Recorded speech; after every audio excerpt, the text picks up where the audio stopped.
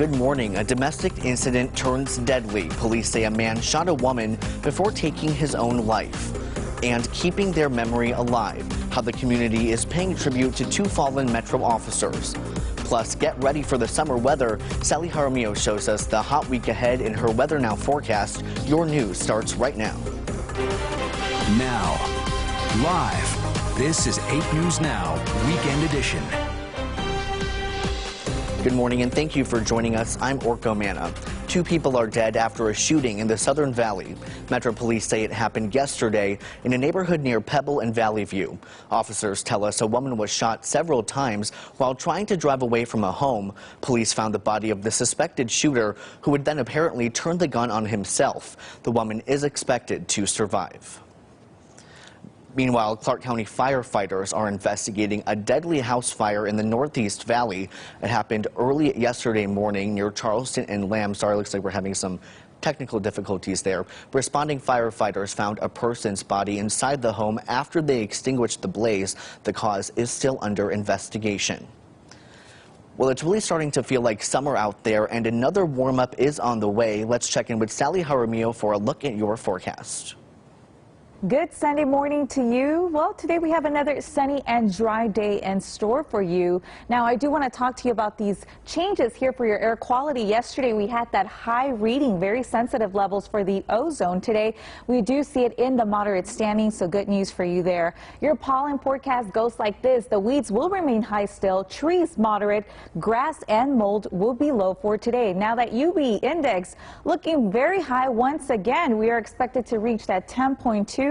And the highest hour will definitely be by 1 p.m., so definitely wear lots of sunscreen. Satellite radar, we do want to warn you about a wind advisory that was issued really at midnight all the way on to 2 p.m. today. Now, the areas that will be affected will be Lake Mead, Upper Colorado River Valley, Southern Clark County, Laughlin, Primm, Searchlight, and San Bernardino counties. You could see those north breezes up to 25 to 35 miles per hour. Your Sunday goes like this: 93 degrees by that 3 p.m. hour, gusts all the way into the 18 mile per hour range.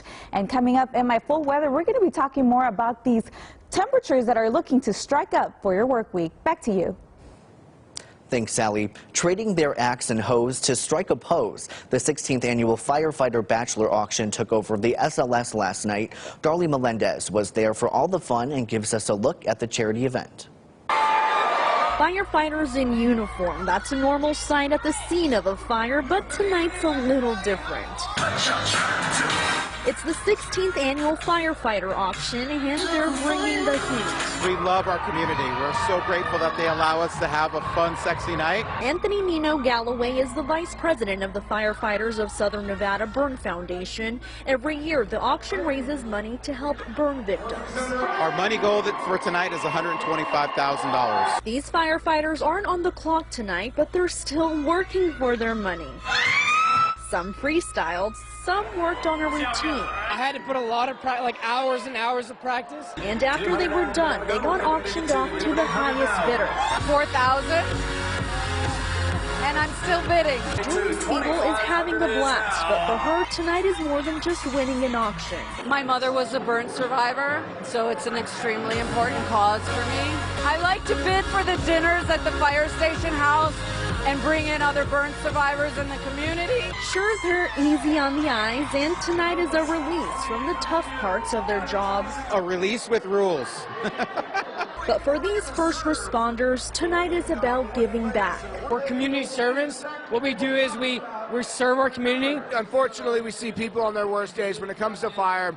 You know, we like to be there, the first responders, the first people in there, but it doesn't stop there. Once we put out the fire, once we stop all of that, there's still a follow-up. If somebody's been burned by it, we want to make sure that we see that through. Darlene Melendez, 8 News Now. All of that for a good cause. You can learn more about the auction and the cause at theburnfoundation.org. 5 years ago, Metro police officers, 2 of them, were killed in an ambush. This weekend, the community came together to keep their memory alive.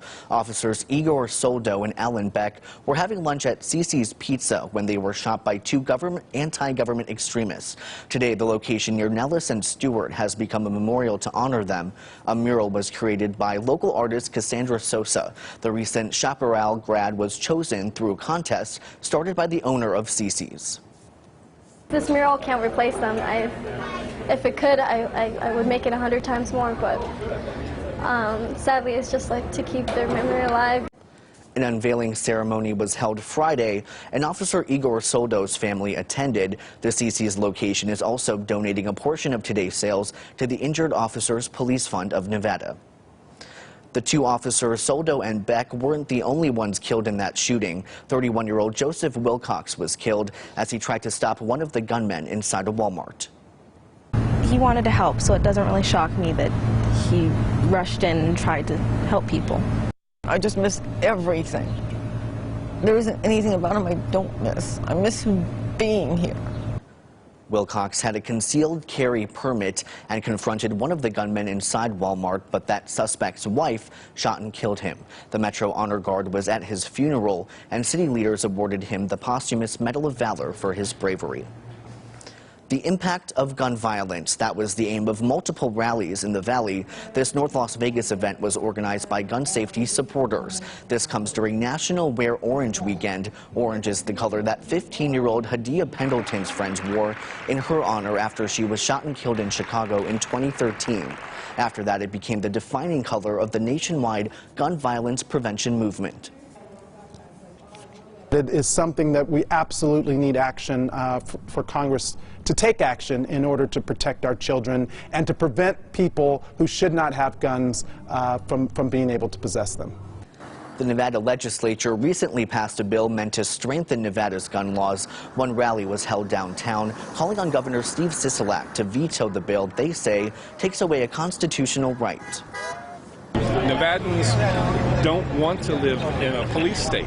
Nevadans do not want to live under tyranny. They want to be able to exercise their free rights, their rights as citizens.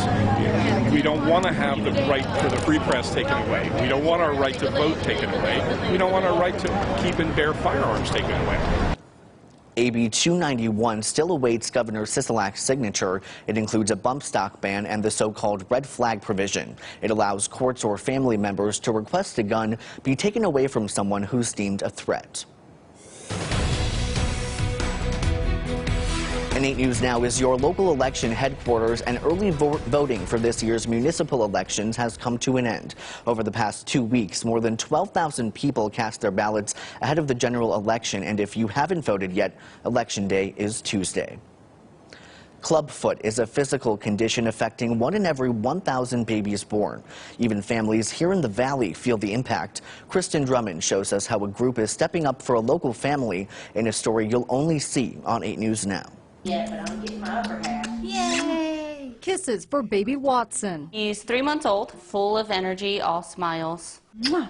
His mothers, Megan and Jordan Biaz, say he stays positive even around his big brother, despite his medical condition. He's determined as ever. He's still meeting his milestones. He wants to roll over. He wants to sit up. But struggles because of the cast on his legs. Watson was born with clubfoot, a birth defect where the baby's foot is turned inward. His mothers learned of his medical condition during pregnancy. Right away, my mind went to, what did I do?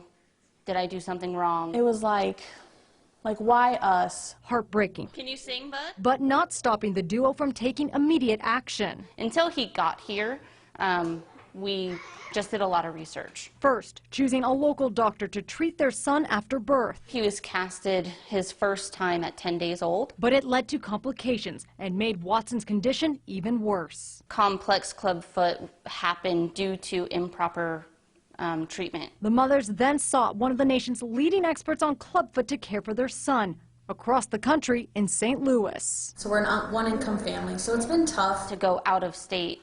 Everything is out of pocket. But national flight charity Miracle Flights is helping with the travel cost. The organization covers flight expenses for families to ease the financial burden when seeking medical treatment. We're just overjoyed that they were there and provided the assistance that we needed. Taking away one stress so Watson's mothers can focus on his recovery. Kristen Drummond, 8 News Now. And we're all pulling for him. The charity will fly Watson and his mothers to Missouri again today for a doctor's appointment. They anticipate Watson's cast coming off. He should then transition to a brace. Miracle Flights plans to welcome the Watsons back to Las Vegas on Tuesday with a celebration at McCarran International Airport. Well, some hardworking graduates will start their college careers with a little help. After the break, see how hitting the books paid off for these local students. And later, a community comes together after massive flooding. We take a look at the recovery efforts in Arkansas when the Valley's news leader returns.